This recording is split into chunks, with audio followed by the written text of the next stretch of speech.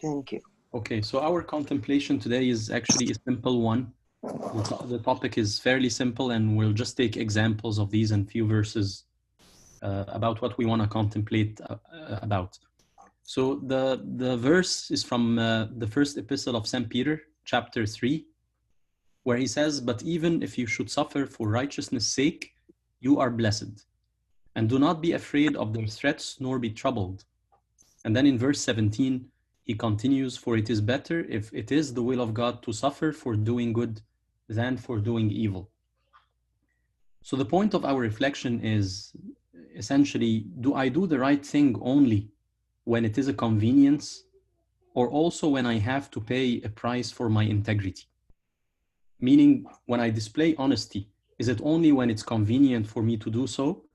Or also, I keep my honesty even if I'm going to incur some loss, or even if I'm going to undergo some difficulties and face challenges for my honesty, for being an honest person. And that actually applies to everything in our lives. So let's take some examples of people that we've seen in the scriptures or in our lives, about people who have been honest, even if their honesty ended up costing them something. So look at, for example, Daniel and the three youth. So, Daniel and the three youth, they were captive in Babylon, along, of course, with other young men and women. And the three youth were determined to remain faithful to their God, as well as Daniel. And they refused completely to compromise their faith. And in fact, they were willing to lose their lives rather than dishonor God.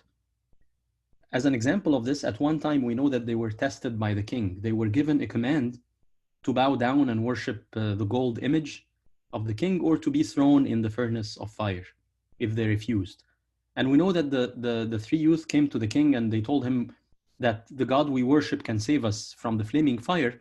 But the important thing is that they told him, even if he doesn't, even if God does not save us, meaning even if we have to pay a price for our honesty, we shall not worship your gods or the golden statue that you have set up. And of course, we know that they ended up paying the price. They were thrown in the fiery furnace, and God intervened and helped them and saved them.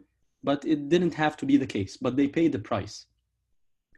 Daniel, also, we know that after many years, the king was King Darius. He's one of the kings of Medes and Persia. He took control. And in these days, we know that Daniel was an officer of great prominence. And because of that, because he was a good man, and he had an impeccable character, the people were jealous of him. He had many enemies because he was doing a good job. And of course, his enemies could not find anything bad about him, so they decided to get rid of him. And the way they decided to do that is to make a law against the faith, his faith in the God of Israel. So they designed this plan to appeal to the king to sign a law making himself essentially God. That if any person asks anything for 30 days from anyone other than the king, from a god or from a human other than the king, then he should be thrown in the lion's den. And of course, the law could not be broken because it's signed by the king himself. And we see how Daniel stood alone, and he didn't bow to any god but to God, the God of Israel. So he continued to pray as he always used to do 3 times a day, and he was arrested and taken to the king. And of course, we know that King Darius was sad, and because the law could not be revoked, but then he put Daniel in the lion's den. And he continued to be honest, even it ended up costing him prison. And not only prison, the price that he was going to pay is his life. I mean, somebody who was going to be thrown in the lion's den, obviously, or the natural thing is that he's going to die. It's going to cost him his job. As we said, he was an officer of great prominence in the kingdom.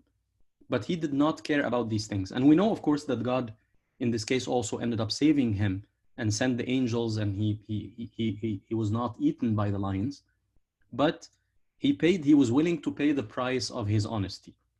And that's the point we're talking about. Do I do the right thing only when it's convenient, or also, as we said, when I have to pay a price for my integrity? We are now in the fast of the apostles. So let's look, for example, at the apostles and the martyrs. Many of them could have denied Christ, and they could have saved themselves the pain of the persecution, but they chose to do the right thing, even if this is going to cost them their lives. even when the Jews stopped them, at some point they warned them not to preach in Christ's name. And they could have chosen, of course, that easy path that would save them from the persecution. They could have said, يعني أنا أمشي جنب الحيط أنا ماليش دعوة, I can just avoid trouble. But they chose to remain honest and to pay the price of their honesty and the price of their faith. So they kept their integrity despite of the fact that there is a cost to it. You know, also in the communism, in the day of the communism, in the Soviet Union, some people were put in holes. They were put in prisons and forced labor camps, barracks, because of their faith. Some of them were actually caught just because of having a gospel or because of praying and so on. So these people decided also to keep their honesty despite of the fact that there is a big price that was paid to it. And many of them suffered and many of them were tortured. Look at someone like Abraham. Abraham is a man who was willing to obey God, even if this is going to cost him his long-awaited son Isaac. He was given the promise that he's going to have a son Isaac, and he kept waiting for years and years. And then when he had his son Isaac, we find God asking him to present him as a sacrifice. So when Abraham came and listened and obeyed God, he was willing to pay the price of his faith and the price of his honesty and the price of obedience to God, which is that he was going to lose his son. We know that God, of course, intervened in this case and Isaac came back safe and free. But Abraham, in his mind, he was willing to pay the price. Of course, in the story of Abraham, we also know about a case where he, for example, he was not honest because he thought that the price, he was scared. You know, when you remember when he lied about Sarah being his wife and said that she is his sister in Egypt, because he thought that they may hurt him because of her. So he decided not to say the truth. So at that point, for example, we see Abraham leaving his honesty because he was afraid of the price that he's going to pay for it. A great example of a person the idea of integrity is very clear in him and honesty is John the Baptist. John the Baptist went and told Herod that it is not lawful for him to have the wife of his brother. He did the right thing, which ended up costing him his life, which he, of course, he laid happily because he wanted to keep his honesty. He just told him it is not lawful for you to have this woman as your wife. Of course, on our level, there are many examples. I mean, let's take just even a very simple example. Think of example of a person, for example, getting into a car accident, and I get into a car accident and it could be, for example, my fault. No one saw me, but then if I lie about it, maybe I'm going to be able to get away with it. But if I say the truth, maybe it's going to cost me more in the sense that I'm going to pay, for example, a bigger insurance premium and so on. So the question in such a situation, am I going to do the right thing, being a follower of Christ? Or am I going to choose the path that does not cost me anything? And maybe even sometimes we could even call it a wisdom, or brag about my ability to be able to get out of a tough situation or something like this. I mean, there's many examples. Another example is I could be, for example, sitting with a group of friends. They could be discussing an issue, say about abortion, for example. So in such a situation, am I ready to stick to my principles and honestly express what I believe, especially if asked about my belief, even if these are going to make me look bad or retarded, or gonna make people, for example, make fun of me in front of such people? So, of course, these are small examples, but in Luke, in the parable of the steward, he says, "He who is faithful in what is least is faithful also in much." Meaning that if I have integrity and I am faithful in the small thing, in the least, then God can also consider me faithful for what is more. So he who is faithful in what is least is faithful also in much, and who is unjust in what is least is unjust also in much. In the first epistle of St. Peter, he also says in chapter 2, "But when you do good and suffer, if you take it patiently, this is commendable before God." In Galatians, St. Paul says, "Let us not lose heart in doing good, for in due time we will reap if we do not grow weary." So this verse and these verses are really encouraging verses to us. They remind us that even though we are tempted by our own selfish desires, or when we face life's hardships to look out for ourselves, our choice should always be to do the right thing. we will never regret doing good. Of course, we may end up paying a cost. There might be a cost to it. There might be a price that we pay. But we will never regret doing good because our conscience will be clean. And of course, we will also reap a heavenly reward one day, like it's mentioned in these verses. And of course, this command is repeated many times in the scripture in order to spur us always on the right direction. I mean, another example that we can think of as well, I mean, can happen with anyone in their job or at their work. It could be that if I do, for example, the right thing at work, they will make me sit on the back bench. And I'm going to lose opportunities at work because I'm not going with the flow. And I know many people that were subject to things like that, but they decided to keep their integrity and their honesty. So the truth of the matter is that we usually know the right thing to do, but the hard thing sometimes is to do it, because there is always a price associated to it. Sometimes we do the right thing when, as we said at the beginning, when it is convenient. But the question is, can I do it when it is not convenient? Can I do it when I'm going to pay a price for it? There are a few quotes that I found that are nice by few people. For example, C.S. Lewis says, integrity is doing the right thing even when no one is watching. Theodore Roosevelt, who was, of course, the US president, the 26th probably, he said, knowing what's right doesn't mean much unless you do what's right. Knowing what's right doesn't mean much unless you do what's right. So there's a big difference between knowing and doing what's right. And also Marcus Aurelius, who was a famous Roman emperor, and he was known for being a philosopher.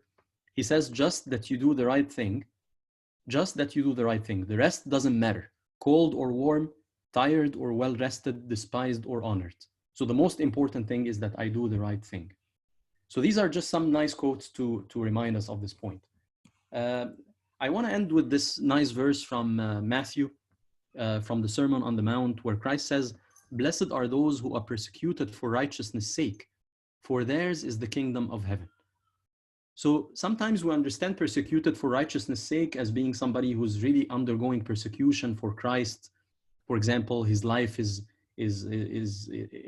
asked to be, he's asked to give up his life, for example, for Christ, which is of course true, but also a lot of people could be persecuted for righteousness' sake. For example, someone who is made to sit, as we mentioned, on the back bench in his job because of his honesty, that's a person who could be who is persecuted for righteousness' sake. He's trying to be honest, and because of that, he receives persecution. Because of that, he pays a price for his honesty, right? So that's the point of contemplation that we want to think about. Is the point is about when doing the right thing is going to cost me something. طيب أنا هقول التأمل برضو يعني بالعربي بسرعة. التأمل بتاعنا عن موضوع الأمانة. يعني بصوا الآية اللي هي من بطرس، من رسالة بطرس الأولى، بيقول ولكن وإن تألمتم من أجل البر فطوباكم، وإن تألمتم من أجل البر فطوباكم، وأما خوفهم فلا تخافوا ولا تضطربوا. وفي آية 17 بيقول لأن تألمكم إن شاءت مشيئة الله وأنتم صانعون خيرا أفضل منه وأنتم صانعون شرا. لأن تألمكم إن شاءت مشيئة الله وأنتم صانعون خيرا أفضل منه وأنتم صانعون شرا.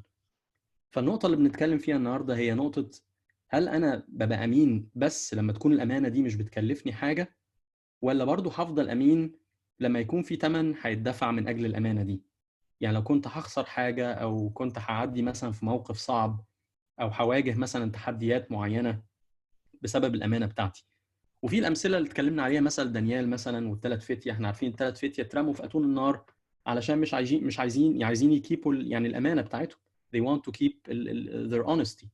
مش عايزين يخروا ويسجدوا للصورة بتاعت الملك. وقالوا للملك ان يعني حتى لو ربنا ما خلصهمش، هم مش هيسجدوا للتمثال ده، فهم مستعدين يدفعوا ثمن الأمانة بتاعتهم. عارفين كمان دانيال طبعا شخص يعني الكاركتر بتاعه يعني من الحاجات المعروفة قوي عن دانيال الأمانة بتاعته. ان وقت الملك داريوس، ملك بتاع مادي وفارس، لما يعني الوزراء راحوا خلوا الملك يصدر أمر ملكي ان اي حد هيطلب طلبة من اي حد من إله او انسان لمدة 30 يوم هيترمى في جب الأسود. وعارفين ان يعني دانيال يعني ما اهتمش بالكلام ده واستمر في اللي هو بيعمله. يعني حتى الانجيل بيقول ان كواه كانت مفتوحه وراح صلى وبعد كده طبعا اترمى في جب الاسود. فهو كان مستعد يدفع ثمن الامانه بتاعته دي، وثمن الامانه بتاعته دي كان ممكن يكون معناها حياته، ممكن معناها الجوب بتاعه. هو كان عظيم في المملكه، ممكن يكون معناها انه يترمى في السجن، ممكن يكون معناها اي حاجه. يعني في ثمن بيدفع من اجل الامانه دي، وهو مستعد ان هو يدفعه.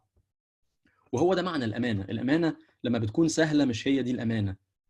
يعني عشان كده الايه بتقول يعني لو كان حد فيكم امين في القليل هيكون امين برضه في الكثير، ولو واحد مش امين في القليل مش هيكون امين في الكثير. المثل الثاني اللي اتكلمنا عنه مثل الرسل والشهداء.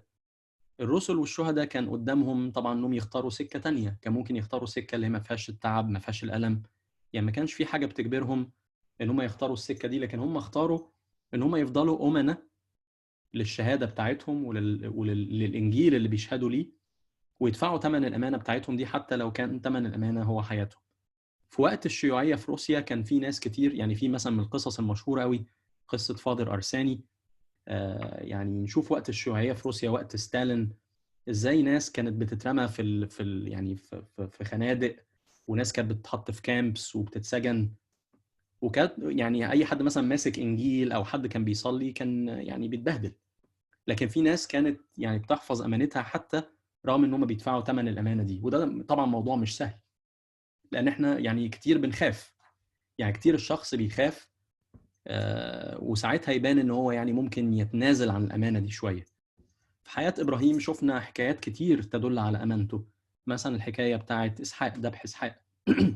هو كان مستعد يدفع ثمن ان هو يخسر ابنه علشان يسمع ربنا، يسمع كلام ربنا، عشان يطيع بس ربنا. كان مستعد ان ابن الموعد اللي قعد مستنيه سنين ده انه يخسره.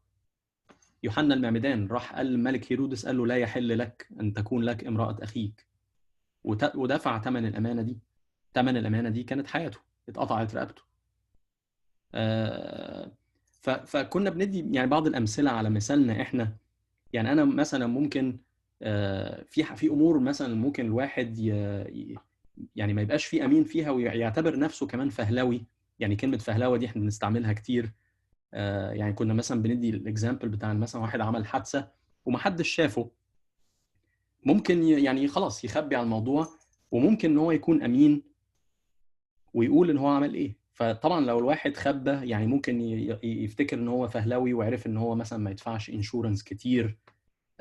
وممكن حتى الانسان يفتكر ان دي حكمة، يعني يعتبر ان دي حكمة وان هو عارف يهرب من حاجة زي كده. ويعني ممكن نشوف الموضوع ده كمان في حاجات تانية. ممكن واحد عشان يعمل ورق مثلا معين المفروض ان هو ما يعملوش، يعني يعمل حاجة زي كده ويفقد الأمانة بتاعته. ممكن واحد مثلا قاعد في جروب مثلا مع أصحابه بيتكلموا مثلا في موضوع الأبورشن زي ما كنا بنقول، والسؤال هل هيفضل أمين حتى لو الناس هتفتكر إن هو بسبب آرائه مثلا إن هو يعني متخلف أو retarded، زي ما المجتمع اللي احنا عايشين فيه دلوقتي بيفكر، ولا لا. فممكن تكون في حاجات صغيرة الأمانة، مش شرط تكون في حاجات يعني على مستوى الرسل والشهداء، بس هي بتبتدي بحاجات صغيرة. عشان كده الآية يعني بتقول الأمين في القليل أمين أيضا في الكثير. ودي آية موجودة في المثل اللي هو بتاع وكيل الظلم. لما ربنا قال إن لم تكونوا أمناء في مال الظلم فمن يأتمنكم على الحق. مال الظلم طبعا اللي هو الحاجات اللي احنا عايشين بيها في العالم دي، يعني اللي بيسموه بالإنجليزي unrighteous mammon. فلو الواحد مش أمين في الحاجات القليلة اللي معاه دلوقتي، مين هيأتمنه على حاجة أغلى من كده؟ من يأتمنه على الحق؟ في الآية من بطرس هنا بيقول لهم وإن كنتم تتألمون عاملين الخير فتصبرون فهذا فضل عند الله. وطبعا الآية الجميلة من غلاطيا بيقول فلا نفشل في عمل الخير لأننا سنحصد في وقته إن كنا لا نكل. يعني حتى لو الواحد كان بيعمل خير وبيدفع ثمن مثلا للخير ده، لكن في يوم في الآخر هيحصد. والحصاد ده مش لازم يكون حتى على الأرض، يعني ممكن يكون ليه نصيب في السماء. وهو ده طبعا الحاجة اللي احنا بنستناها. ممكن تكون زي ما قلنا الأمانة في الشغل. يعني كتير ممكن ناس تواجههم مواقف في الشغل نتيجة إن هو أمين ممكن يركنوه، يعني ممكن يتركن وممكن يفقد فرص كتير كان ممكن تبقى ليه، لكن هو بيحفظ الأمانة بتاعته. عايز أختم بالآية طبعا من متى. بيقول طوبى للمطرودين من أجل البر لأن لهم ملكوت السماوات. يعني المطرودين من أجل البر دي ممكن يكون معناها يعني شخص مطرود بسبب أمانته. يعني ممكن واحد زي ما قلنا اتركن مثلا في الشغل، ده اتركن علشان أمانته. مش شرط يكون معناها ان واحد يعني فقد حياته او يعني مطرود من اجل مثلا ايمانه الايمان والعقيده. ده طبعا يعني برضو تحت يخش تحت الايه. لكن ممكن على المستوى البسيط واحد persecuted for righteousness sake، او مطرود من اجل البر، يعني من اجل الامانه بتاعته، من اجل البر بتاعه، هو بيدفع ثمن. فالسؤال، هل احنا مستعدين ندفع ثمن من اجل الامانه دي ولا لا؟ في آية كمان من تسالونيكي بيقول: لا يجازي أحدا عن شر بشر، بل كل حين اتبعوا الخير بعضكم لبعض وللجميع. فالعالم مثلا بيقول لي ان انا هدفع ثمن لو انا يعني لو انا يعني لو انا حد هيعمل لي ايفل، هيعمل لي شر، وانا هقابله بخير، يبقى انا هدفع ثمن. الثمن ده انا كرامتي بقى، وهيبقى متداس عليا، وهبقى يعني بتضرب يعني بالقلم. العالم بيقول لي كده، لكن الآية او الكوماندمنت بتقول حاجة تانية. بيقول: لا يجازي احد عن شر بشر، بل كل حين اتبعوا الخير بعضكم لبعض. فممكن الاونستي بتاعت الشخص او الامانه بتاعت الشخص في ان هو يحفظ الوصيه، على الرغم من ان حفظ الوصيه دي هتكلفه حاجه. يعني هتكلفه ان هو يعني ممكن فعلا يفقد يعني يبقى قدام الناس ان هو فقد كرامته، او ان هو اخذ يعني على قفاه زي ما بنقول. فنقطه التامل بتاعنا النهارده هي النقطه دي. يعني كل واحد يشوف، هل انا يعني بكون امين بس لما تكون الامانه سهله، ولا انا مستعد ادفع ثمن من اجل الامانه دي؟ يعني حتى لو انا هخسر حاجه، حتى لو انا الامانه بتاعتي دي هتخليني اواجه مثلا صعوبات معينه، او هقابل مثلا اتعاب معينه بسبب الامانه بتاعتي. لإلهنا المجد دائما ابديا، امين.